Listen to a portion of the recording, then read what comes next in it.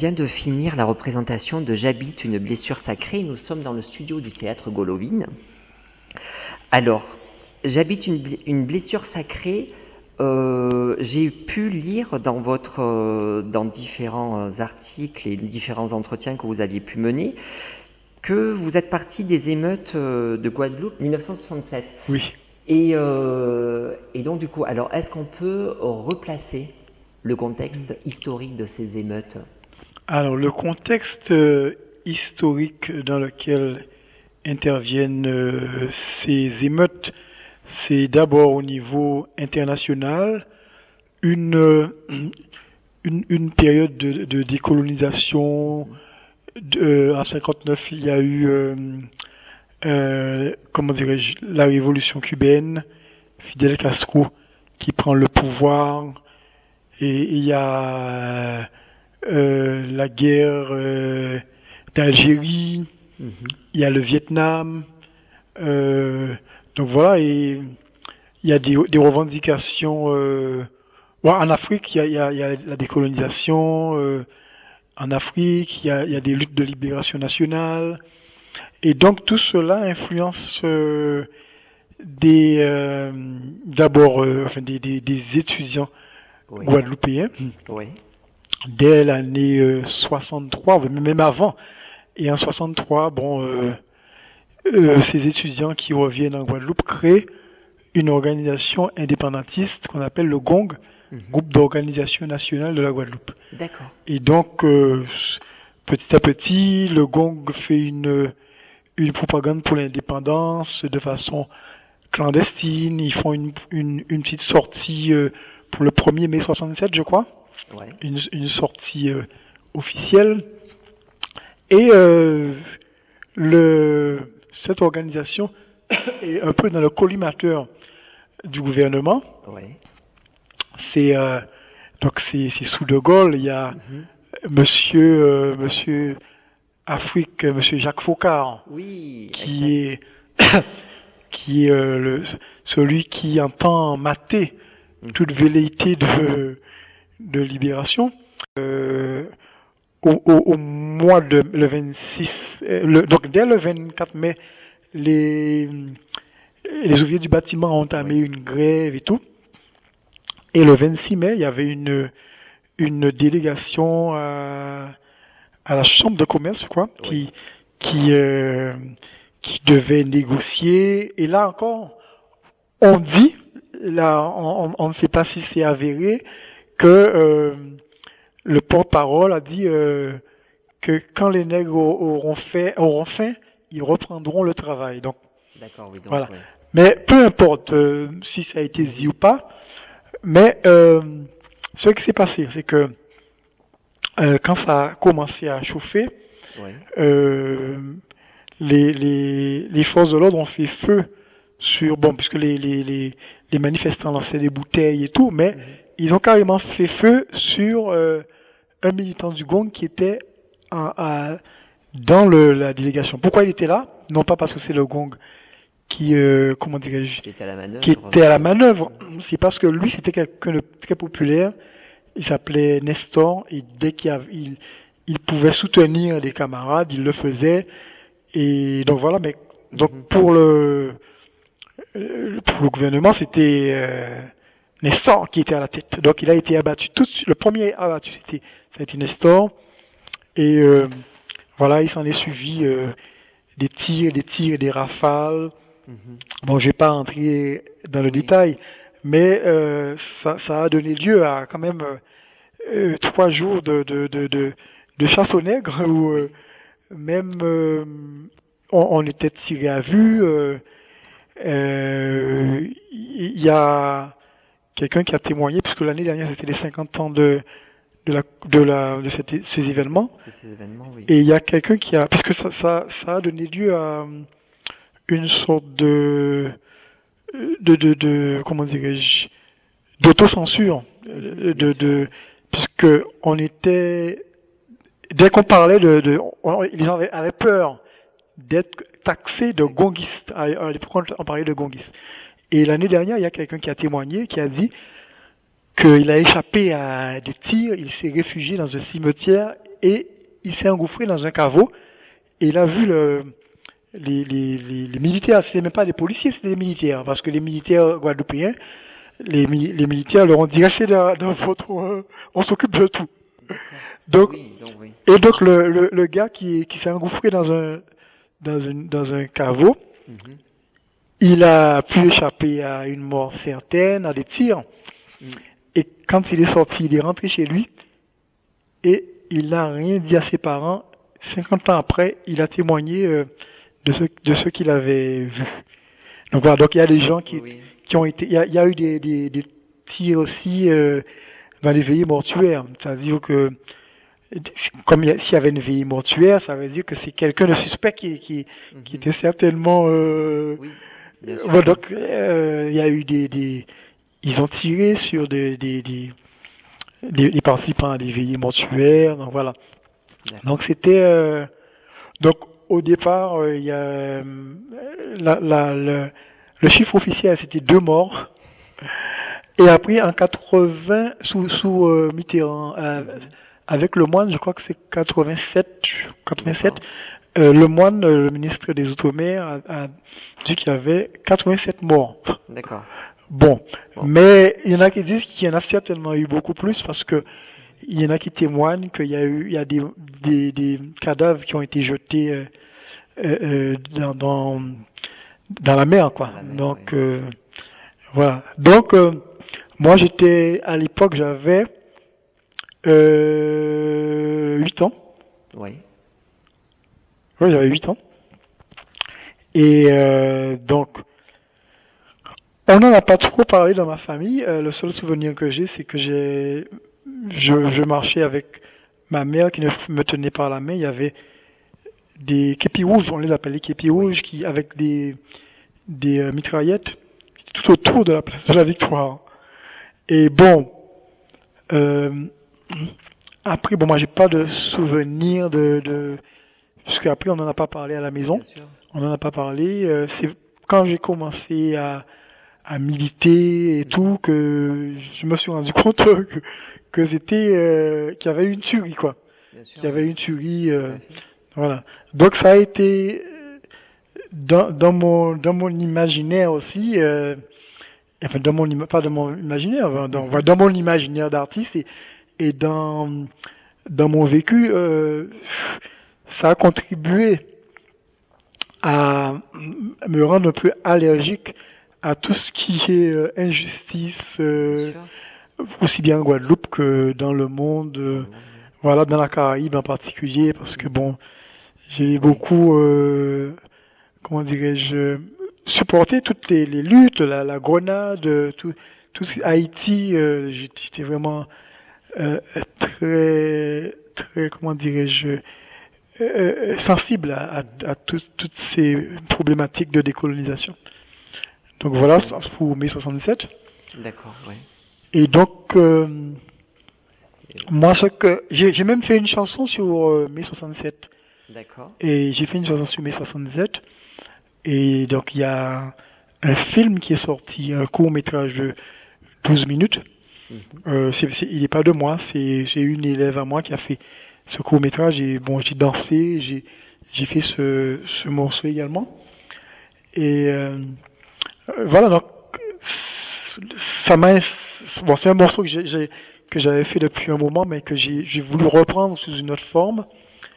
Et pour ce solo, Oui. c'est vraiment au départ, donc j'étais vraiment sur mai 67 Oui, oui. et j'avais comment dirais-je, le nez fourré dans mai 67. Oui. Et bon, en tant qu'artiste, c'est bien d'avoir, comment dirais-je, d'avoir un focus, une obsession. Mhm. Mais après, il faut aussi prendre du recul Bien sûr. et voir comment transformer ça dans quelque chose de poétique. Mhm.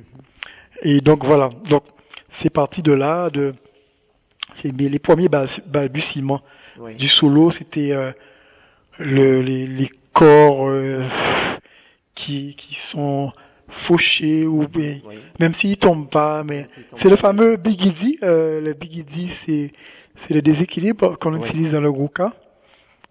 Et donc voilà, donc dans le premier tableau, par exemple, j'ai beaucoup oui, développé oui, cet aspect d'être fauché, de oui, prendre des coups. tout à fait. Voilà, Il y a cette espèce de course effrénée, voilà. de, on sent le corps en danger, en Mhm. fait, dans toute cette première partie, et le corps qui est pris de vertige. Mhm. Ouais, voilà. Il m'a semblé voir en fait des corps en souffrance et des corps pris de vertige. Mhm.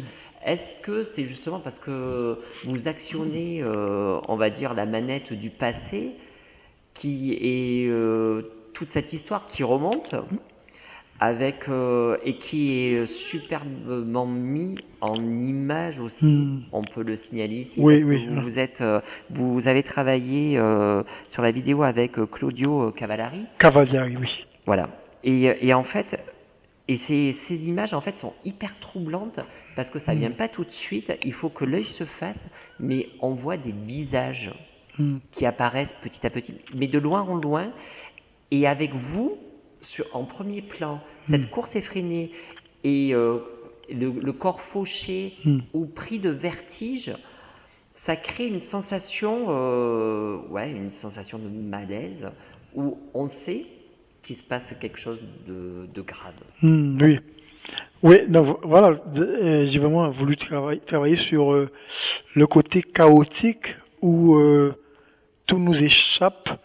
On est ballotté comme des fétus de paille d'un coin à l'autre de la scène, parce que ça parle dans tous les sens. À certains moments, ça résiste quand même à certains moments, Tout à fait, oui. puisque bon, les luttes sont ainsi faites, c'est que bon, il y en a qui sont fauchés, mais il y en a qui résistent, et même ceux qui sont touchés trouvent quand même des ressources, et à, c'est vraiment propre à l'histoire de la Guadeloupe, où à chaque fois on est fauché, on se relève.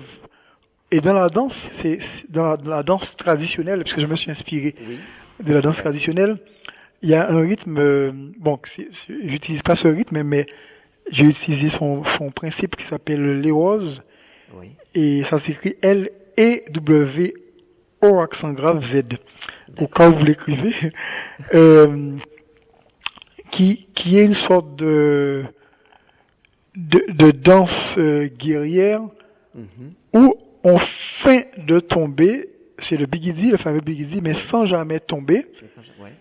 et où il y a une gestuelle martiale aussi, le bâton, on Le danse bâton, avec oui. un bâton. Là, j'ai pas utilisé tout ça, mais je me suis servi du principe de il va tomber, non, il Non, il tombe tombe pas, pas. il tombe pas, et je me suis servi de ça. Mm.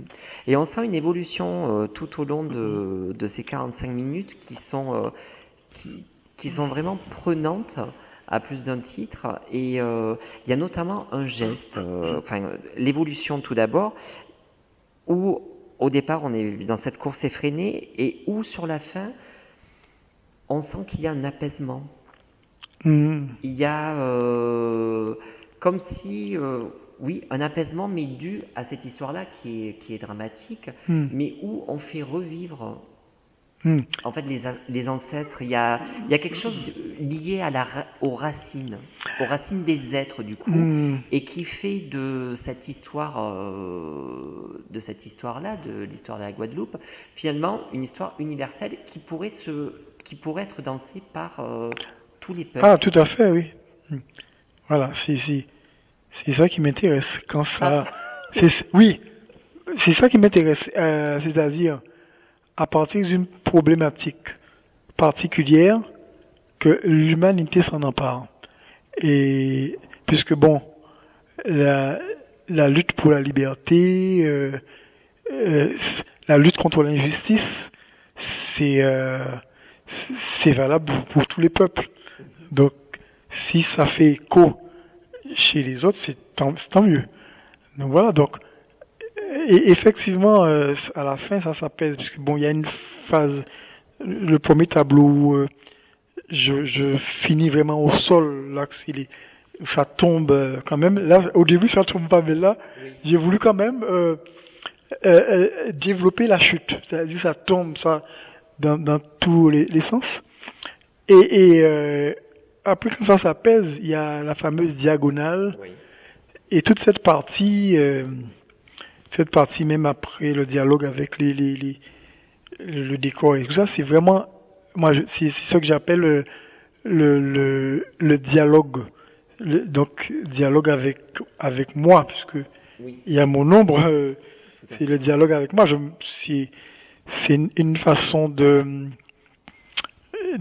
se, de chercher à se positionner par rapport à ce vécu Mhm.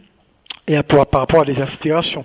Bien sûr. Puisqu'il y a, parce que au départ, le propos de la pièce, c'est vraiment centré sur ce dialogue entre deux nécessités qui sont des nécessités qui, comment dirais-je, qui jalonnent ma vie aussi, c'est-à-dire euh, la quête spirituelle, Oui. qui est une quête, on va dire, plus individualiste ou individuelle, je sais pas, et la quête émancipatrice, la solidarité avec les luttes et tout ça.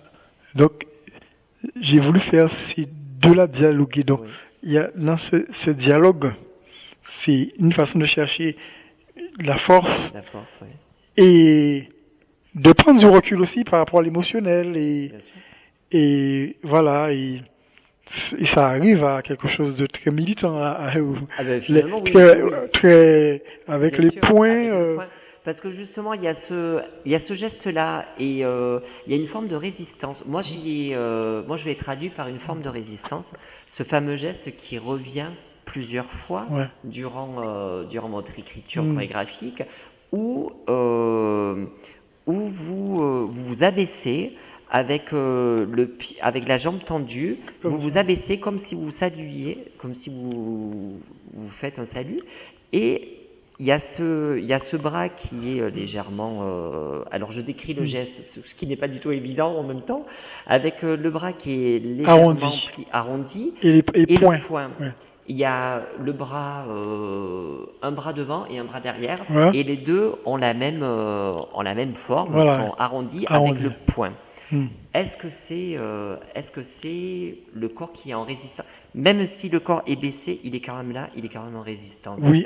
Est-ce En, que ça a cette signification pour vous? en fait, c'est l'esprit martial et en particulier l'esprit des arts martiaux chinois. J'ai pas pratiqué les arts martiaux chinois, mais j'ai beaucoup regardé les films d'arts martiaux, Jackie Chan. J'ai pratiqué du judo.